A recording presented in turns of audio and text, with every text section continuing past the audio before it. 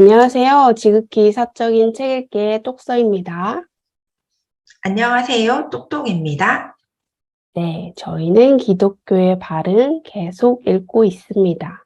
오늘은 사장, 역병, 네트워크, 개종에 대해서 한번 읽어보려고 하는데요.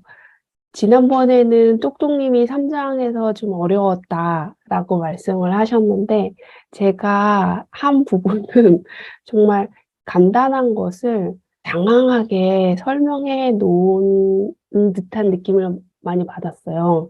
간단한 거를 한 줄로 요약을 하면, 역병은 기독교의 주요한 공헌을 했다입니다. 이 얘기를 하려고 여러 가지 이제 얘기를 하셨는데 결론은 이거예요, 결국엔. 근데 그거를 한번 자세히 살펴보면 우선은 역병이 급습을 합니다. 두 차례에 걸쳐서 급습을 하는데 165년 1차로 역병이 급습을 합니다. 천연두라고 추측을 하더라고요.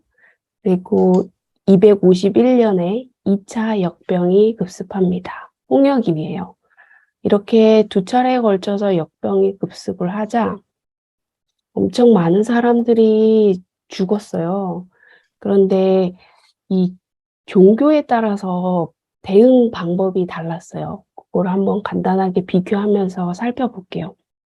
우선은 역병이 왔을 때 이 종교들이 설명을 하는데 설명하는 방식이 달랐어요.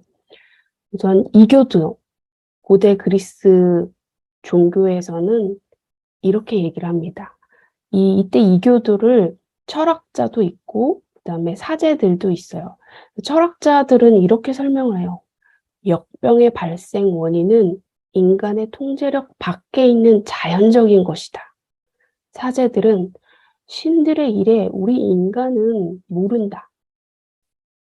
그리고 이들의 종교는 거의 대부분 신들은 구원을 약속하지 않습니다. 그러다 보니까 이 역병이 왜 왔는지 우리 인간은 잘 모르고, 그리고 그게 왔다 하더라도 우리 인간이 할 게 없는 거예요. 인간은 정말 무능력한 거죠. 이런 일에. 그런 반면에 기독교는 이렇게 얘기를 해요. 우리 신앙은 답을 가지고 있다. 그 맥릴이라는 교부는 우리의 신앙은 죽어서 가는 천국이 있다.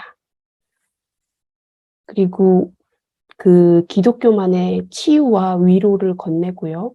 그리고 키프리안이라는 교부는 이렇게 말을 합니다.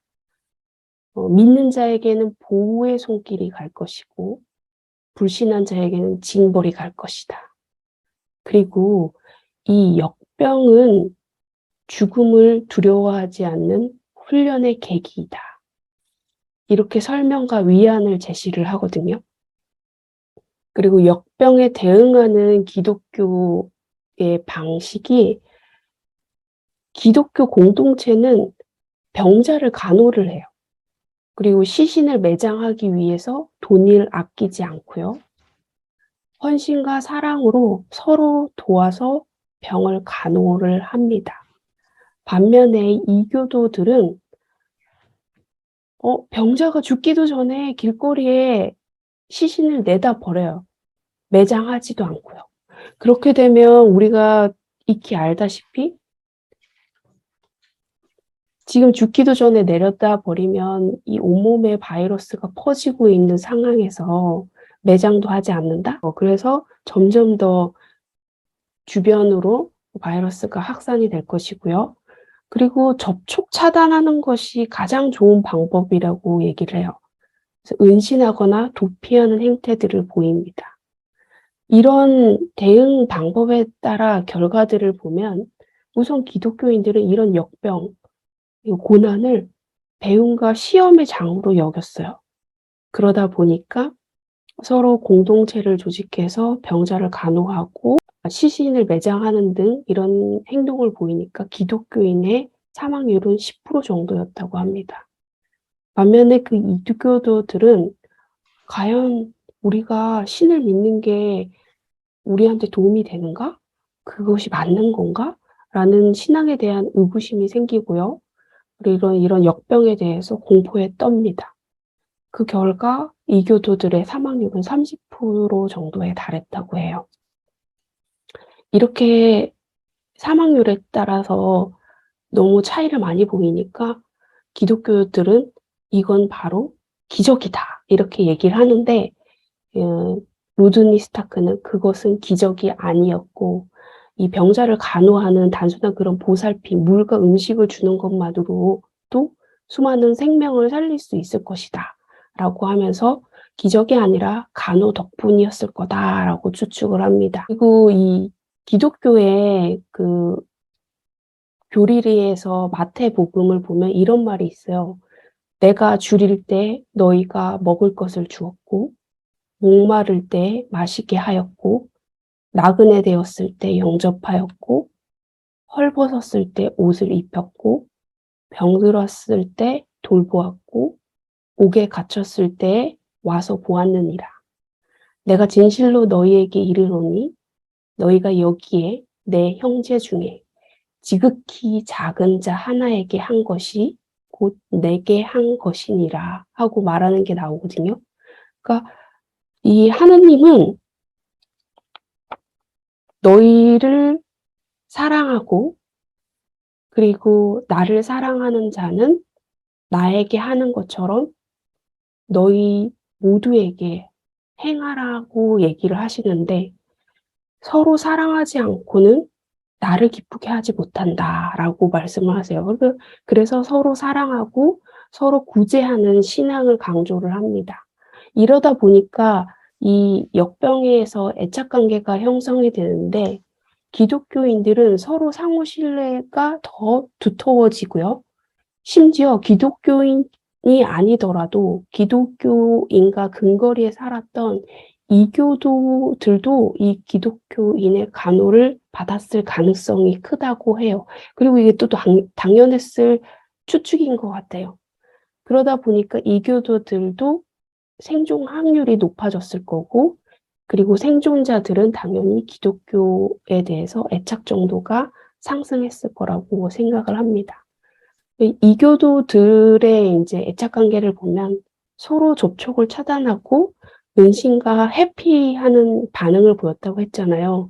그러면 당연히 이교도들 사이엔 애착 관계가 상실이 되었을 거고 누구와 애착 관계가 형성이 되냐면 자신을 돌보았던, 자신을 간호했던 기독교인과 새로운 애착 관계가 구축이 되겠죠. 그래서 역병 중일 때 그리고 그 이후에도 기독교인에 대해서 선호하는 형상이 굉장히 많이 나타났을 거라고 생각을 합니다. 이런 애착관계, 네트워크가 형성이 되다 보면 당연히 개종도 이교도들이 기독교로 할 가능성이 높아진다고 이렇게 쭉 추측을 하는 과정이 나와요. 그래서 결론은 두 차례에 걸쳐서 역병이 발생을 했고 그에 따라서 이교도를 무능하게 만들고 기독교의 발흥을 하게 만든 중요하고 결정적인 계기를 제공했다입니다. 너무나 이제 당연한 거를 이렇게 쭉 설명하는 게 있어가지고 그냥 그런가 보다 하고 아 그렇지 당연히 그렇지라고 읽었고요. 근데 제가 좀 여기서 좀 느꼈던 거는 19세기 니체는 신은 죽었다고 하면서 기독교를 완전히 비판하고 나섰어요. 기독교를 비판하면서 이 니체가 긍정한 거는 고대 그리스 종교입니다. 로드니 스타크가 이교도라고 말했던 바로 고대 그리스 종교예요. 근데 왜 니체는 이렇게 신은 죽었다고 하면서 기독교를 비판하고 고대 그리스 종교를 긍정했냐 하면 이 기독교 발흥을 통해서 중세 유럽 시대를 지배를 하거든요, 기독교가. 근데 그때 기독교는 인간의 욕망이나 충동은 완전히 무시해야 될 것. 인간은 불완전한 존재이고 완전한 상태의 신을 갈구해야 된다고 생각을 했어요. 그러다 보니까 인간은 완전히 그 부족하고 불완전한 존재라는 인식이 확 박혀버려요. 근데 그 고대 그리스 종교를 보면, 그리스 신화를 보면은 신도 욕망과 충동이 굉장히 강하고 그로 인해서 실수도 많이 하고 심지어 살인까지 저지른 일들이 많잖아요. 그것처럼 신도 그런데 한낱 인간도 욕망과 충동을 지니는 것은 당연한 것이다 라고 지금 있는 현 상태의 인간을 긍정을 하거든요. 그래서 그런 고대 그리스 종교를 긍정을 하는 거예요. 근데 이런 거 가만히 보면은 새로운 종교, 이때 기독교가 대폭 성장했던 이유, 많은 사람들한테 받아들였던 이유가 뭔가 이런 역병을 통해서 기존 종교가 갖고 있었던 문제거리가 대두가 되고 그에 따라서 불만이 생겨나면서 새로운 종교였던 기독교의 교리 사상이 사람들에게 좋게 인식이 되는 거예요. 그렇게 하면서 성공하게 되고 성공하면서 주류가 되면 이 주류가 된 것도 결국에는 오랜 세월을 함께하면서 그 속에서 부정부패가 일어나고 또 사람들은 거기에서 불만이 생기는 것 같아요. 그러면서 또 새로운 것을 찾고 이게 반복되는 게 역사 같다라는 생각이 들거든요. 최근에 우리한테도 역병이 생겼잖아요. 코비드19. 그게 전 세계를 뒤덮었고 분명히 우리도 인식하고 있는데 지금 크게 생각하지 않는 뭔가가 있는 것 같아요. 불만거리가 있었고 뭔가가 나타났는데 그게 뭔지 한번 잘 살펴봐야 될 것 같다는 생각이 들어요. 기독교의 발흥처럼 뭔가 새로운 게 주류가 되는 세상이 나타날 것 같은데 그게 뭔지 한번 살펴보면 좋을 것 같습니다. 네. 저는 아까 톡서님이 말씀하셨잖아요. 4장 내용 자체가 이야기가 실은 말이 한 가지라고 하고자 하는 말은 한 가지인데 그 내용을 어떻게 보면 약간 길게 서술해 놨다는 말씀하셨잖아요. 그래서 이번 장은 뚝서님이 준비하기로 하셨고 저희가 특별히 붙일 내용이 있을까 싶어가지고 저는 조금 다른 이야기를 가져와 봤습니다. 우리 지금 한 2년 넘게 이제 코비드19 상황이잖아요. 실은 지금 약간 우리가 무뎌진 상황이고 너무 익숙해졌다? 그 상황에 익숙해지면서 살아가고 있는데 처음에는 우리가 이 코로나 터졌다고 했을 때 되게 무서워했어요. 기억하시나요? 네네. 어디 나가기도 무서워하고 누구 만나는 것도 무서워서 막 콕 박혀 있고 근데 지금은 그렇지 않잖아요. 인간은 어떻게 보면 상황에 굉장히 빠르게 적응하는 그런 존재다 이런 생각도 들면서 제가 이 기독교의 발흥 4장을 읽으면서 이 패스트라는 소설이 많이 생각이 났거든요. 주제가 비슷하기도 해서 그래서 한번 요거 간단히 설명드리려고 가져와 봤고 근데 이게 좀 되게 달라요.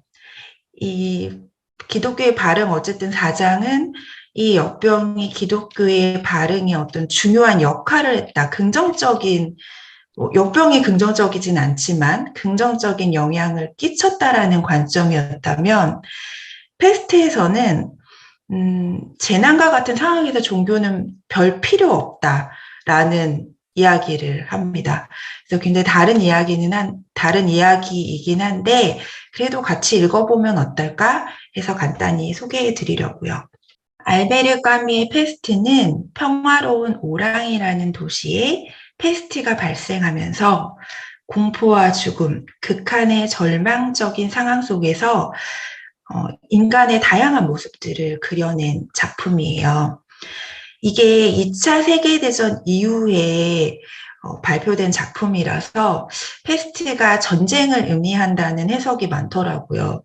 근데 저는 패스트는 전쟁일 수도 있고 진짜 우리가 지금 겪고 있는 전염병일 수도 있고 아니면 우리 개개인의 마음에 들어있는 악일 수도 있다라는 생각을 저는 개인적으로 해봤고 이 책에서 보면 인간이 통제할 수 없는 상황에 닥쳤을 때 어떤 이는 그냥 이 상황을 외면하려고 하고 어떤 사람은 신에게 기대려고 하고 어떤 사람들은 싸워서 이기려고 노력합니다.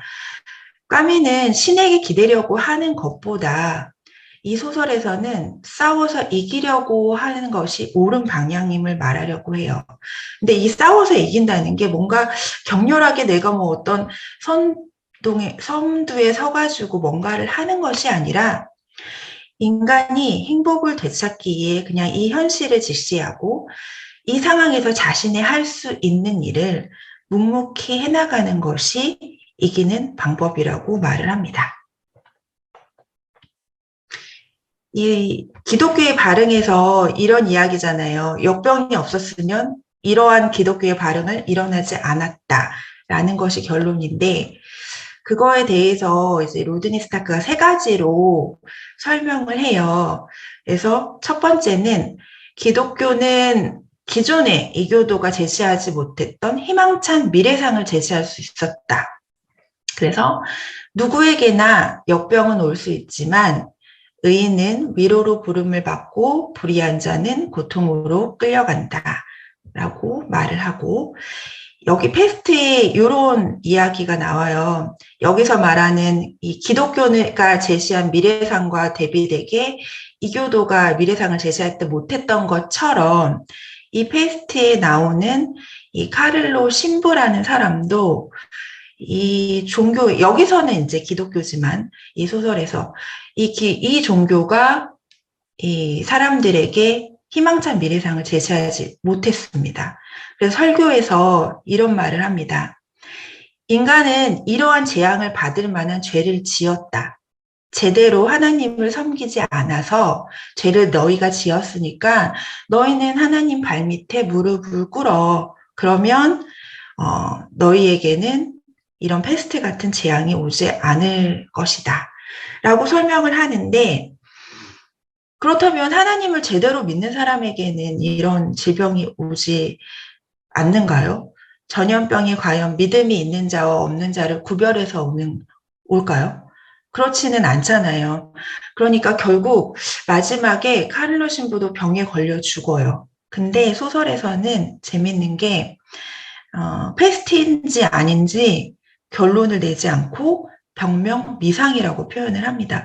아마 이런 종교적인 반발 이런 것들을 예상해서 그랬는지는 모르겠지만 그렇게 나오고 그런데 이 카를로 신부가 중간에서 이 어린아이의 죽음을 보고 약간 변하기는 해요.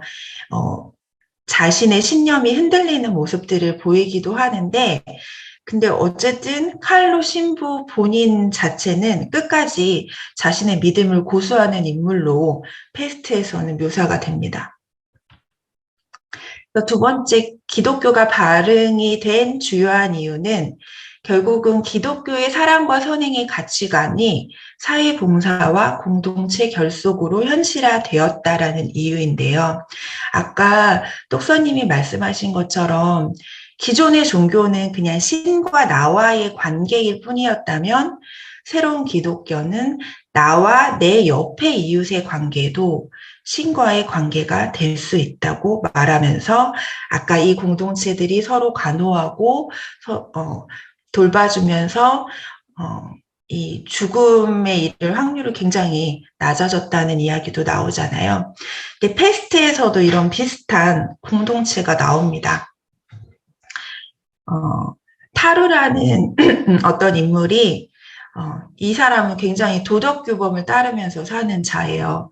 근데 이 사람의 제안으로 이 공동체가 구성이 돼요. 보건대라는 공동체가 조성이 돼서 이 관청의 역할이 미치지 못하는 곳에서 패스트와 싸웁니다.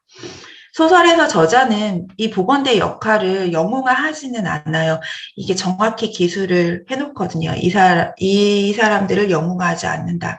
근데 결국 패스트를 몰아낼 수 있었던 것은 각자 이 보건대에서 맡은 자리에서 최선을 다하는 사람들이 있었기 때문이라고 서술을 합니다. 그래서 결국 그런 생각이 들었어요. 인간의 본성인 선의 발현이 위기를 극복하는 주요 요소가 되고 기독교는 그것의 어떤 기폭제가 되지 않았나. 저는 그런 생각도 들었습니다. 이 세 번째 이유는 아까 똑서님도 얘기하셨던 것처럼 이 기독교를 믿는 사람들이 생존율이 굉장히 높았기 때문에 결국은 기독교가 주류인 네트워크로 이동이 되고 우리가 기존에 계속 3장, 1장, 2장에서 얘기했던 이 네트워크가 확대되면서 이제 개종이 발생됐다는 이 세 가지 이유로 이제 로드니 스타크는 기독교의 발흥을 이 장에서 설명을 하고 있습니다. 저는 여기까지입니다. 네, 감사합니다. 이 소설로 이렇게 대비해서 설명해 주시니까 훨씬 와닿네요. 근데 또 감사합니다. 소설에서 이제 중요하게 얘기하는 종교에 대한 관점은 다르니까 그 부분은 유념하시면 좋겠고, 제가 찾아보다 보니까 까미는 무신론자였다는 이야기도 있더라고요. 참고해 주시기 바랍니다. 그러니까 세월이 오래 지나면 기독교가 결국엔 이교도로 바뀌는 것 같은 느낌이 들어요. 그럴 수도 있어요. 맞아요. 여기서 어, 말하는 거는 초기 기독교고, 맞아. 어떻게 보면, 새로운 종교. 기독교의 발흥에서는 이제 초기 기독교의 발흥을 이야기하고 있는 거고, 페스트에서는 이제 1900년대 초반? 그 정도니까, 많이 네. 이제 이미 기독교를 믿는 사람이 생긴 그런 상황이겠죠. 네. 저는 그게 궁금하더라고요. 지금 현재 코비드19 때 새롭게 발행된 그 무엇이 과연 뭘까? 그거 그러게요. 종교가 아니라 인간이 뭔가 받아들인 지배적인 사상이 있을 건데 그게 뭘까? 저도 똑서님이 저번 주에 보내주신 우리가 이 책을 읽는 이유를 보고 그런 생각을 많이 했는데 저도 진짜 결론을 못 짓겠더라고요. 근데 다만 이제 제가 달라진 거는 이게 뭔가 고독을 즐긴다? 이런 변화는 있었던 것 같아요. 기존에는 이게 되게 당연한 거잖아요. 사람을 만나는 것, 그리고, 그 다른 사람들과 시간을 보내는 것이 당연한 것이었는데, 지금은 그냥, 나 혼자 시간을 보내는 것이 당연한 것처럼, 당연한 거의 기준이 좀 바뀌었다는 생각이 들고, 그래서 사람들이 요즘에 이렇게 혼자 즐기는 것들에 대한 관심도가 되게 높잖아요. 혼자 무엇을 하는 것들.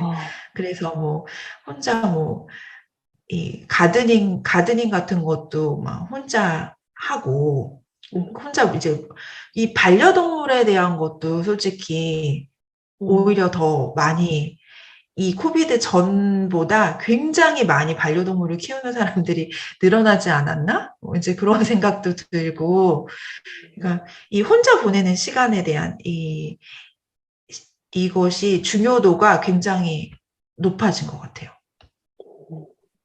확실히 그런 것도 있고 혼자 하는데 접촉은 하지 않으면서 이렇게 우리처럼 줌으로 그렇죠. 뭔가 관계를 꼭 대면이 아니라 비대면으로 이런 그렇죠. 식으로 하는 것도 늘었고 네, 한번 잘 찾아봐야겠습니다. 열심히 계속 읽으면서 네, 네. 찾아보시죠. 네. 네. 안녕. 안녕.